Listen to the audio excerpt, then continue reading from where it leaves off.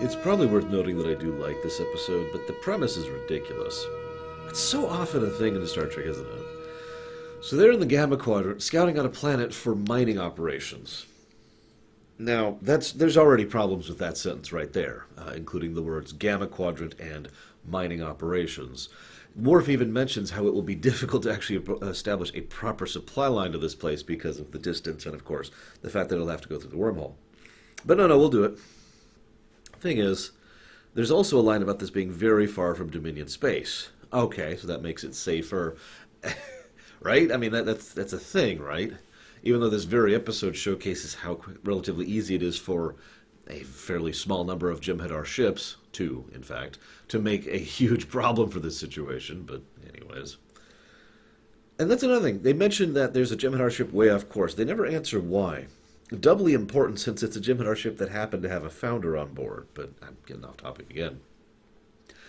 So, okay. I'm willing to accept, for whatever reason, that they just really need to mine this stuff from the Gamma Quadrant.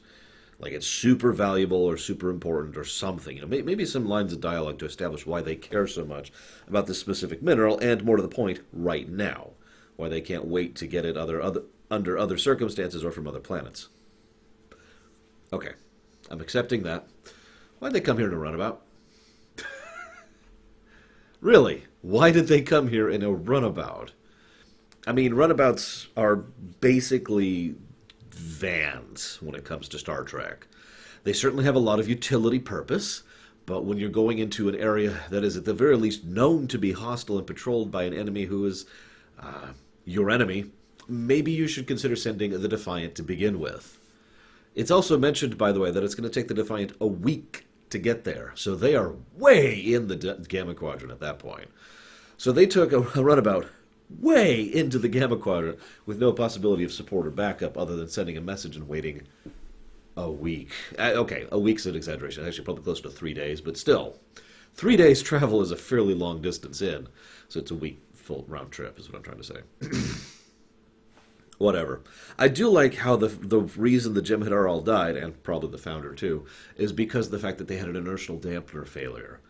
Too often, writers tend to forget the absolutely critical importance of inertial dampeners.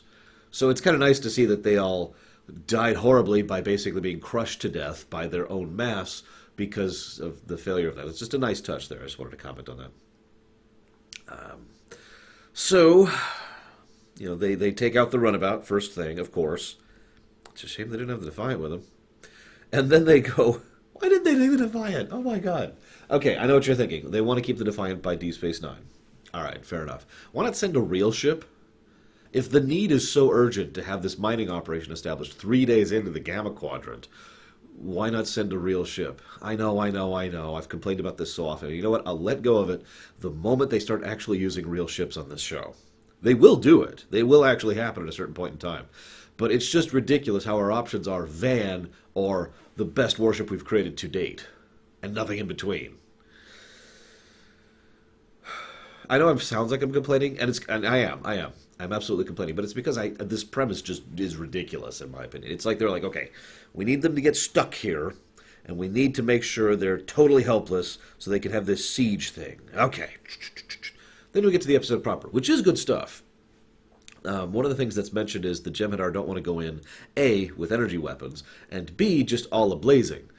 Now, what's funny to me is I think they should have probably considered that as a backup option, but I suppose they didn't know when exactly to try that. At the same time, I do get the mentality. Any stray shot, even if they go in without energy weapons, the Federation people will be using energy weapons to defend themselves. So it's entirely feasible that they will not have the ability to prevent them from accidentally shooting the founder. So it's in other words, it's a risk, not insubstantial risk of getting damage to the founder, who they already know is already damaged, and ergo, it makes sense that they would not do a full assault. So that makes sense to me. I'm with that. And you'll notice her first tactic is just to talk. So you come with us, we'll let you be on your merry way. Now, I don't blame Cisco for not going for that deal because that's an absolutely terrible deal. that's incredibly awful and terrible. Her second tactic is, how about we try trading? You keep the ship. You let us go on, and take what we need from this ship. You know, it's nothing important. I want to give special praise, by the way, to the woman who plays Kilana. First of all, this is actually, I believe, her first introduction into Star Trek. Her second introduction will be later on Voyager, where she plays Janeway. But I think she does a very good job with the role overall. What I find funny, though, too often Star Trek, how do I put this, tries to be sexy.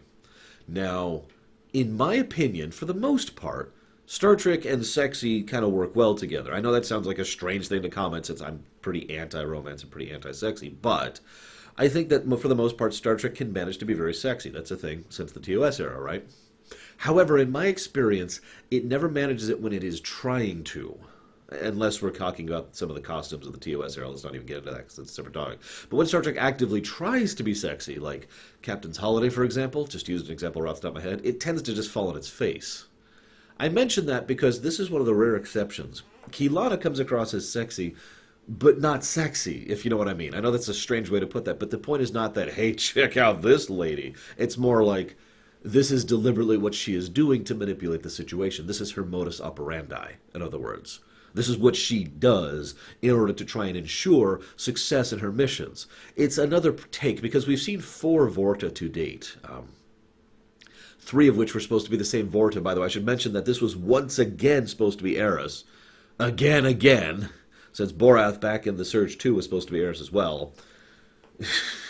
So once again, this was written to be the same actress, and once again, they couldn't get the actress back. That is always the problem with this kind of a show. But anyways, I think it would have been really awesome if it was the same character. What the hell do I know? Anyway, so instead it's Kilana.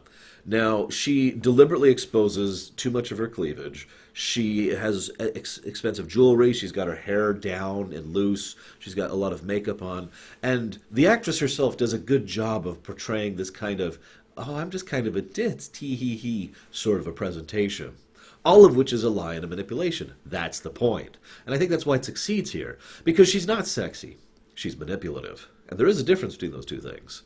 And so instead, she is trying to portray herself as this weak, meek, pitiable little, oh, I don't know how to deal with this situation. Maybe you can help me out. And she does a lot of really nice, subtle movements with her face and her eye movements. It's a very good performance overall. I love it, especially because every now and again, she just completely drops the mask, and you just see the Vorta there, the commander, who just ordered the death of everyone on that runabout up above. A lot of people tend to kind of skip over that mentally, but this is the woman who ordered the destruction of that runabout and the death of those 5 people died total, and I think it was 4 on the runabout, but I'm not actually sure about that. Anyways, the people died up there without hesitation, without communication. You know, that's who this woman is. And so she does a good job of both roles, the commander and the, oh, tee-hee-hee. So I wanted to give her special praise for that. So she tries trading. That doesn't work. And then she tries stress. There's no food, there's no water, there's no escape, and we're bombarding you constantly. At one point or another, you will break. And that is pretty much the last option they have. Now, I'm pretty sure we could armchair some other options you could have here. And in fact, I would love to hear it if any of you have any other ideas of what Kilana should have done in these circumstances. But given that a frontal assault was basically out of the question, and an infiltrative assault was already proven to fail, especially since they didn't know where the Founder was. Now, remember, those scanners can't detect them based on their makeup. So, I'm curious what other options we had here. I'm going to leave my own thoughts on that to the side. I just want to hear your thoughts, if you have any, of course. One thing I do wonder, why does the Founder never try to flee? No, excuse me, now I do have my own theory on that. I think the Founder basically couldn't. That it was so damaged that all it could do was maintain its shape and hide there for, 3 days, basically. Just like, ugh. And that was taking all it had. Any attempt to move would have been kind of like, I like to picture it like Odo back in Apocalypse Rising, whatever the name of the episode was, where Odo was barely capable of maintaining his shape. In other words, not something that's going to be able to fight, hide, or flee with speed. So in other words, a non-viable option. That's just my own headcanon. I don't know. Any other thoughts on that one?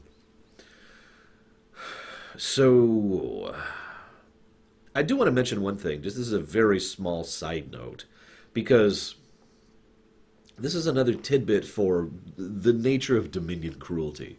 Jem'Hadar weapons are designed to prevent coagulation of blood. Now, it's not really done to be cruel. It's done so that an injured person will slow down the rest of their unit.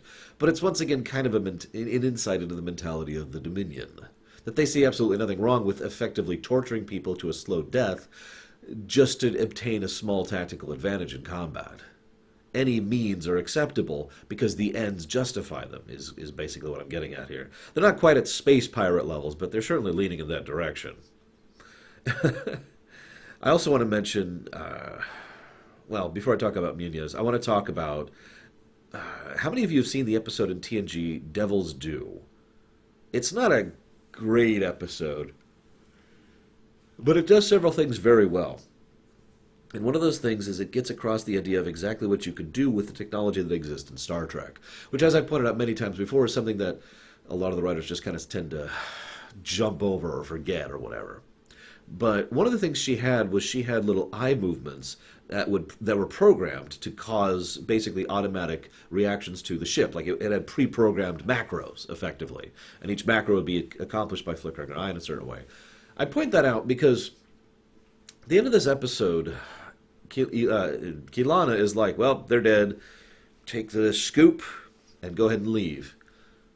But her troops are dead. The Jem'Hadar killed themselves. So where does she beam out to?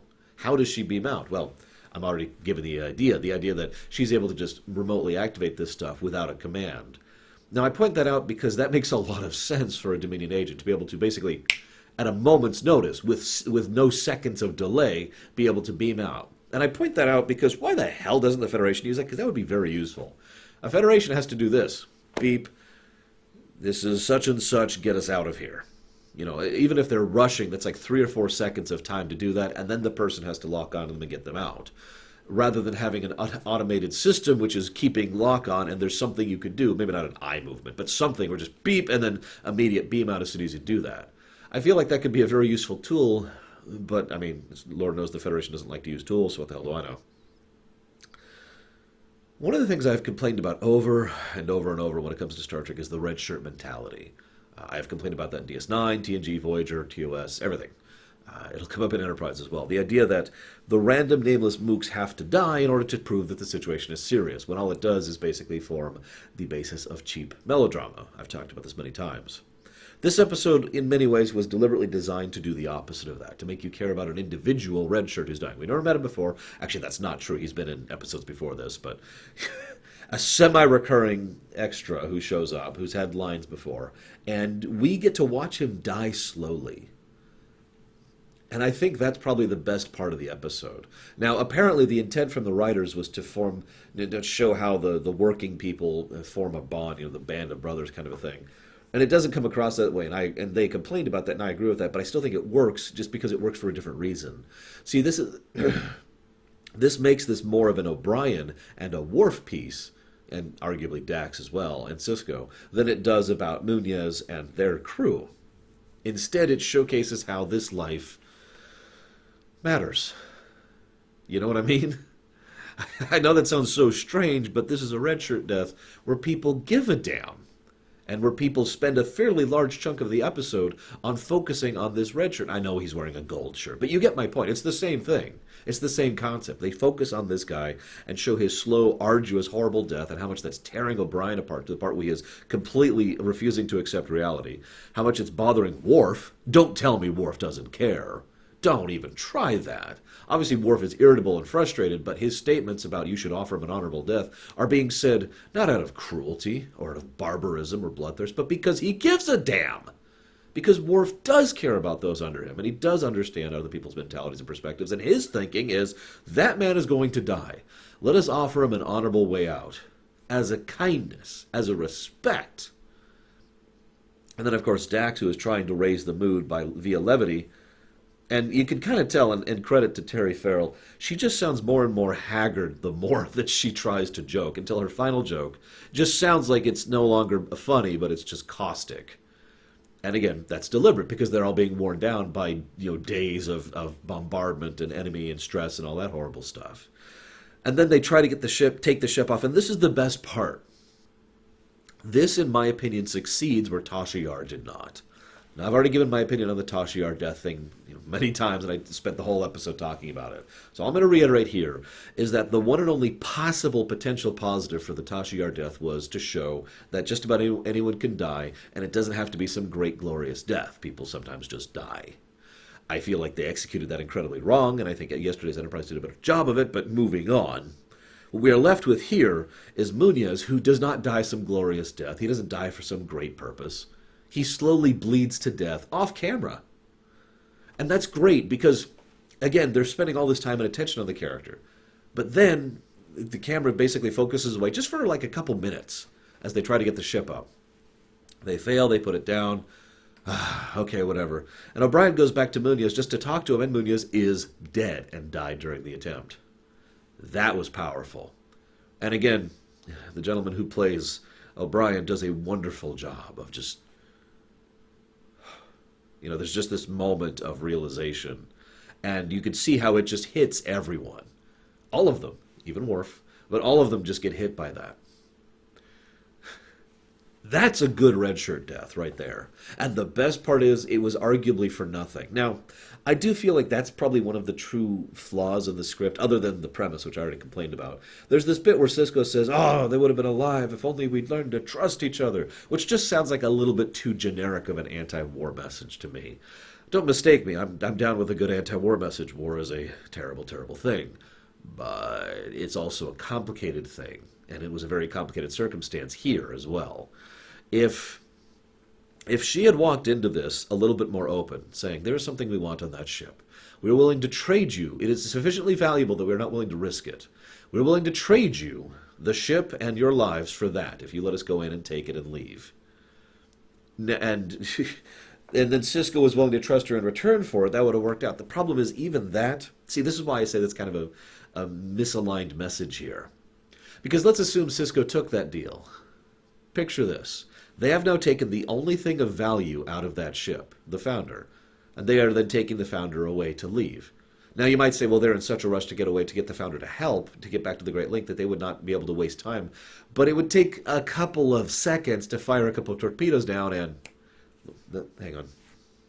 Yeah, there we go. And that's the end of the ship. Just like that. There's nothing keeping the Dominion on their side of the bargain, especially since, remember, the Dominion has all the bargaining chips here. So that's why I say I don't feel like the if we should have just trusted each other message was valid, because there was no establishment of said trust. They were sitting on the only thing keeping them alive. They had all the cards in their hands. It's kind of similar to the situation that happened back when Odo was taken back to the Great Link. There's no bargaining power here, Anyways, I actually don't have much else to say about this, although... There's this bit where she mentions that those 5 deaths may save 5,000 or 5 million. Anybody who's seen this show knows why I find that statement funny. But at the end here, there's this little bit where Sisko is just... And they spend the entire denouement,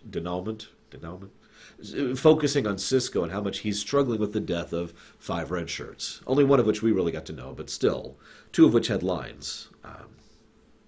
They go out of their way to show how much this bothers him. And if I might be so bold, the reading of the casualty list thing is something that should have been done before on Star Trek, because it was an excellent addition to Deep Space Nine, in my opinion.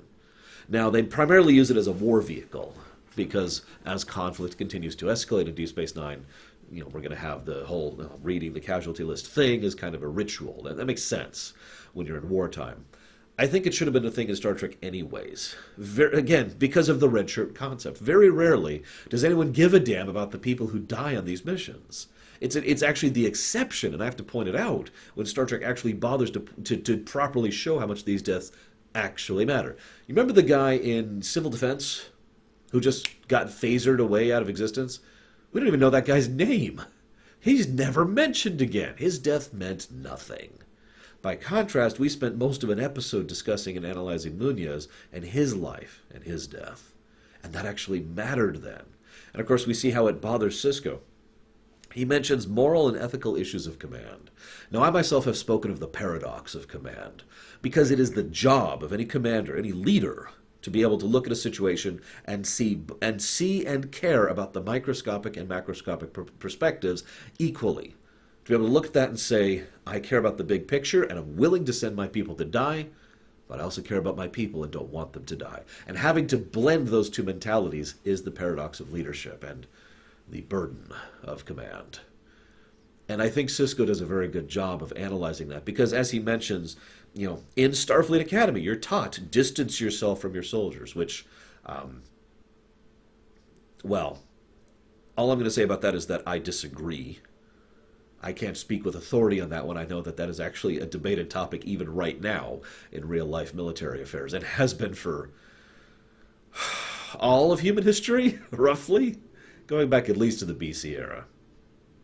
So I can kind of see why I understand the other side of the argument. I really do. But if I can add one little tidbit into this. You remember the episode To the Death? One of the big points about that episode was that there was a big difference being shown between a leader who has expendable troops and a leader who has troops they care about, being shown between Weyoun and the Jem'Hadar and Sisko and his people. And that episode did a good showing of both sides and how both sides have their merits and both sides have their detriments. But I would like to think, and this is just me, that at least someone at Starfleet understands the merits of giving a crap about your crew, and not just thinking of them as units to be dispensed with as currency. Then again, this is Starfleet. But the episode ends on a wonderful bit. Actually, it ends on two bits. First, Dax, Sisko says that doesn't make it any easier. Knowing that their deaths were worthwhile doesn't make it easier. And Dax's response is awesome. Maybe nothing should. That right there summarizes the mentality and difference between a Sisko and a Justice Lord. Because a Sisko will do the wrong thing for the right reason and be bothered by it. And nothing should make that easier. It should never become acceptable. It should never become normal. Because then you're a Justice Lord. Then it's the ordinary. Then it's the acceptable. Then of course I'm going to do this horrible thing. Why wouldn't I? It'll accomplish a greater good. The episode ends with Worf, let's be honest, making up a ritual to sit there with O'Brien. And I do like that. Funnily enough, he's done similar things before in the past where he'll just make up a Klingon ritual because nobody knows Klingon rituals, right? But he does it as his own way of showing how much he cares. And then he goes and he sits vigil, basically, in order to make sure that no predators come. Obviously, that's not a difficulty on the Defiant, but it's just a memorial sort of a thing. And I like how the episode ends on O'Brien and Worf sitting vigil over the corpse of a red shirt. That right there, that's the Deep Space Nine I love. Hope you enjoyed my thoughts, guys. I'll see you next time.